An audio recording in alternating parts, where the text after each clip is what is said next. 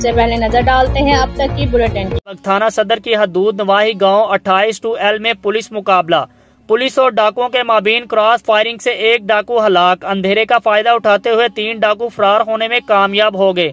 उकाड़ा police की भारी नफरी ने इलाके को घेरे में ले लिया। डीपीओ फुरकान बिलाल फरार होने वाले डाकुओं की तलाश जारी है। फरार होने वाले डाकुओं को जल्द अज जल्द गिरफ्तार कर लिया जाएगा। उकाड़ा हलाक डाकुओं की शनाख्त ताहाल न हो सकी।